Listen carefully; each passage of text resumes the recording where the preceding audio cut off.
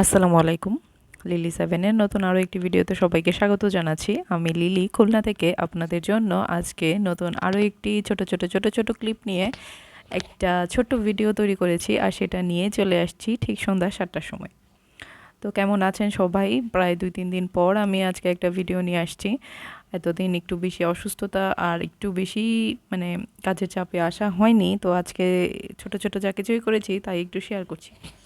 এর মাঝে আমি আমার চ্যানেলে আপনাদের বেশ কিছু প্রশ্ন পেয়েছি যে আপু, খুব সহজভাবে কোনটা শুরু করতে পারি একদম লো ইনভেস্টে, মানে কোনো ইনভেস্ট হলেও সেটাতে কোনো লস হবার পসিবিলিটি থাকবে না, এরকম কিছু প্রশ্ন পেয়েছিলাম। তার উত্তরই আজকে দিব, আর সাথে আমি যে কাজগুলো করছি সেটা আপনাদের সাথে শেয়ার করব।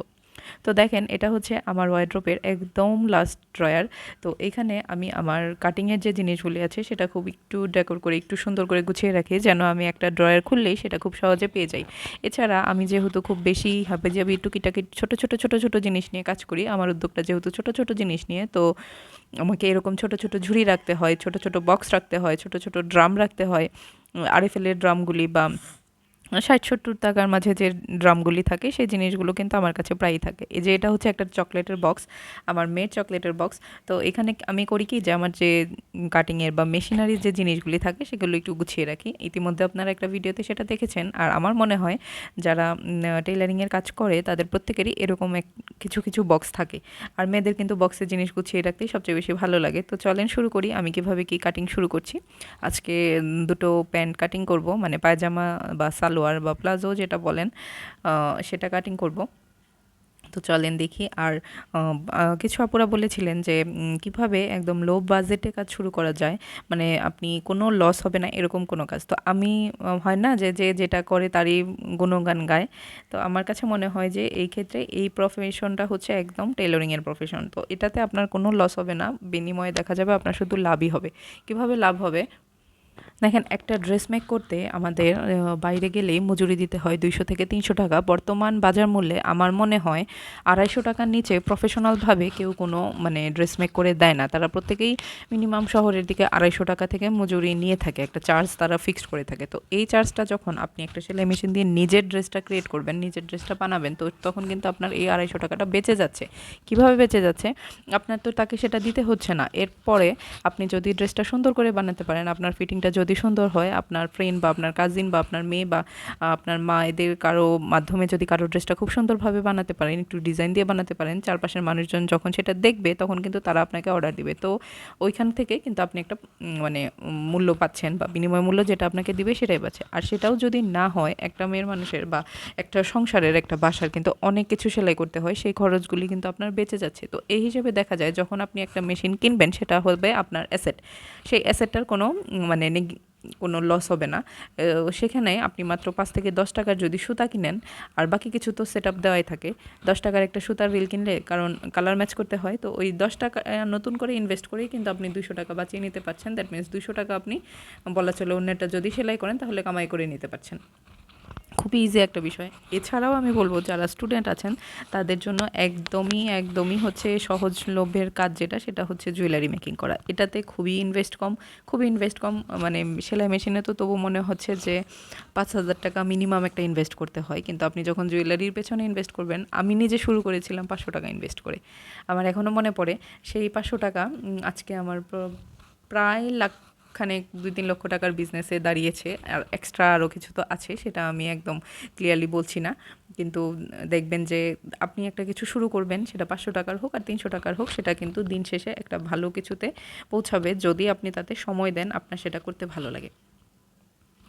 তো এই তো ঘরে বসে আপনি এভাবেই কিন্তু কাজটা শুরু করতে পারেন। আর শুধু ঘরে বসে না, পড়াশোনার পাশাপাশি মেয়ে স্টুডেন্ট যারা আছে তারা কিন্তু ছোট ছোট ক্রিয়েটিভ কাজগুলি যখন করে তখন ফ্রেন্ডরাই অনেক কিছু অর্ডার দেয় বা সিনিয়ররাও অর্ডার দেয়। এমনও দেখা যায় আমাদের ক্যাম্পাসের স্যার ম্যামরাও অনেক কিছু অর্ডার দিয়ে দেয় তাদের মেয়ের জন্য, ইভেন ম্যামের নিজের জন্য শাড়ি অর্ডার করে থাকে। তো আপনি যখন কোনো ক্রিয়েটিভ কাজ করবেন, সেটা যখন একটু চারপাশে জানবে, তখন অটোমেটিক সেখান থেকে কিন্তু অর্ডার চলে আসে। তো আজকে তো বললাম 2টা বিজনেসের কথা, যে আপনি কিভাবে ঘরে বসে খুব সহজে এটা করতে পারবেন।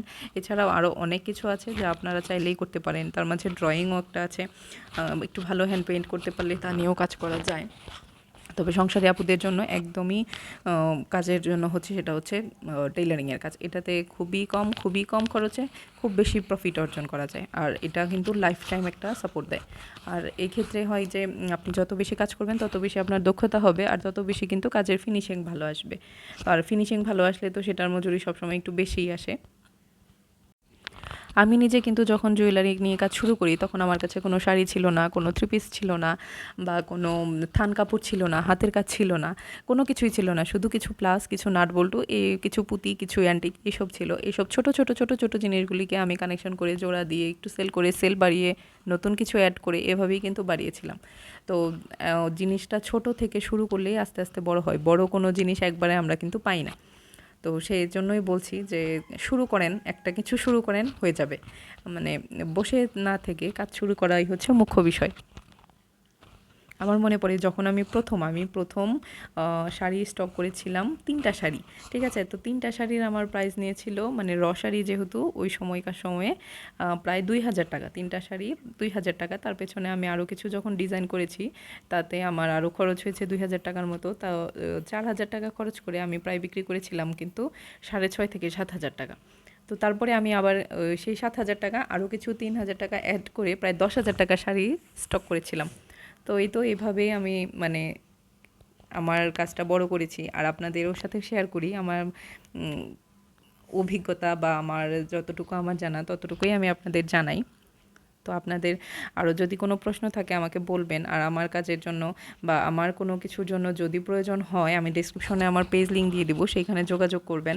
আমার প্রোফাইল লিঙ্ক থাকবে, হোয়াটসঅ্যাপ নাম্বার থাকবে, সেখানেও কিন্তু আপনারা চাইলে কন্ট্যাক্ট করতে পারেন।